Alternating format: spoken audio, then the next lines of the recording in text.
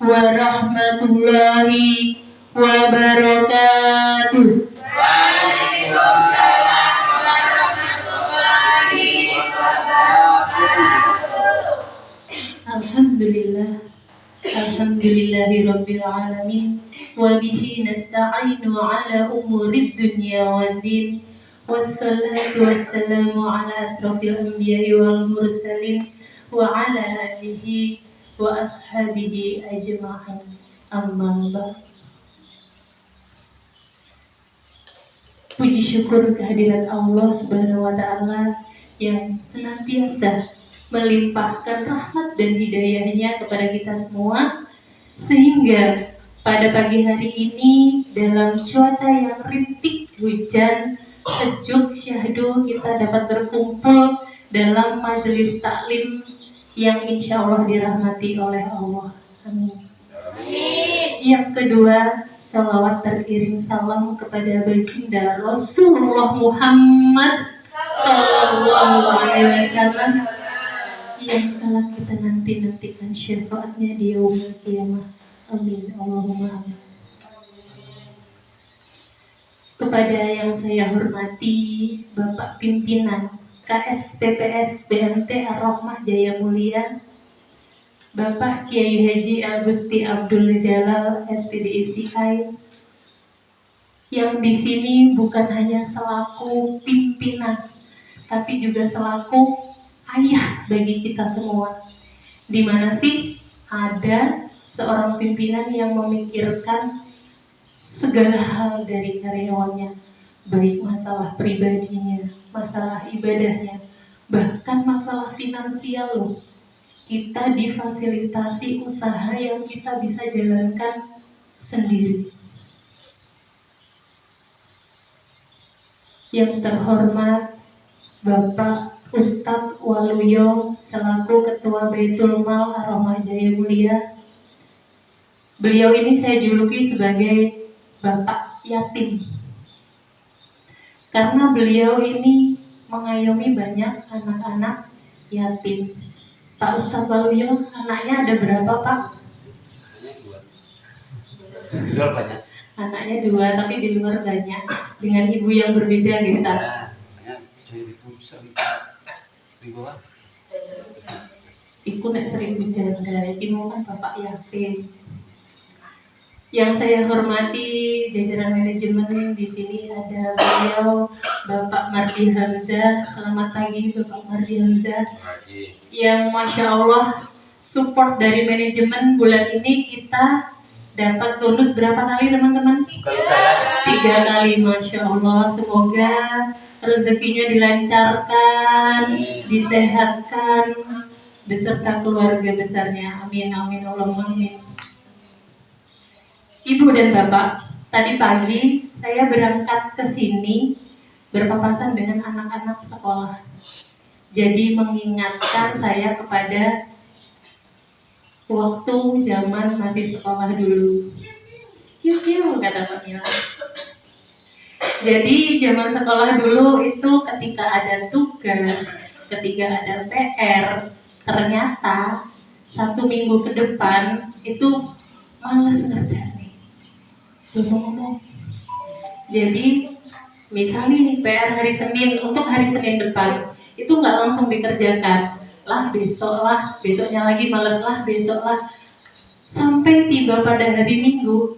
Iki lo Minggu pingine jalan-jalan dhisik, pingine dolan dhisik. Akhirnya pas malam Senin dilalai mati lampu raiso ngerjani. Bapak dan Ibu pernah mengalami seperti itu juga? Pernah. Tak kira aku dewi. Nah, inilah pentingnya mengapa kita memanfaatkan waktu senggang kita sebelum waktu senggang itu hilang dari kita. Maka dari itu pagi ini saya ingin membahas pentingnya mengingat 5 perkara sebelum datangnya 5 perkara. Seperti yang diriwayatkan dalam hadis riwayat Al-Hakim Dari Ibnu Abbas, Rasulullah SAW bersabda, manfaatkan 5 perkara sebelum datangnya 5 perkara. Yang pertama, manfaatkan sehatmu sebelum datangnya sakitmu. Yang kedua, manfaatkan waktu mudamu sebelum datangnya waktu tuamu. Yang ketiga, manfaatkan kayamu sebelum datang kefakiranmu. 4, manfaatkan waktu luangmu sebelum datang waktu sempitmu. Yang terakhir, manfaatkan hidupmu sebelum datangnya kematian. Nah, teman-teman, mengapa sih kita harus mengingat 5 perkara sebelum 5 perkara? Yang pertama tadi apa, Mbak Ika?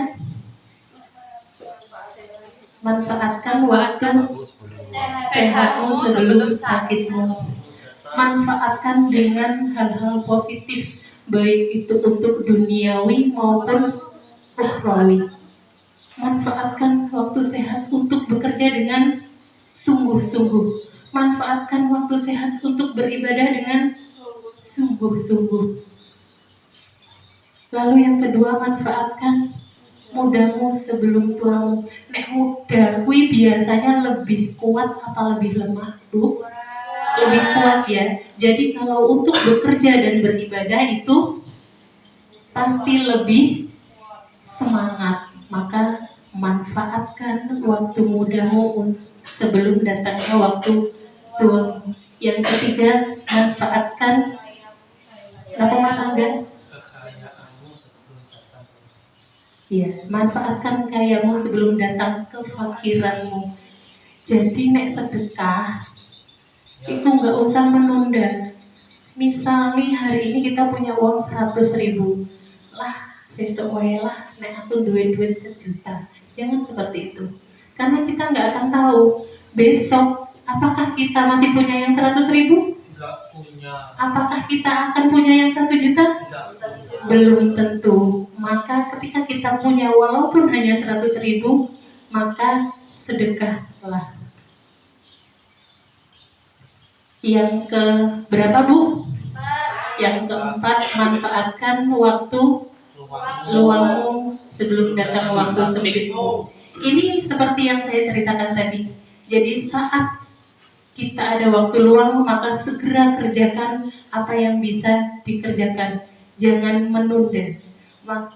Karena kalau kita menunda, pekerjaan akan semakin menumpuk dan kita akan semakin malas untuk mengerjakannya.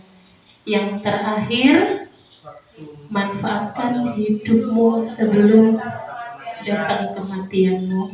Ini yang terakhir ini kira-kira ngeri orang.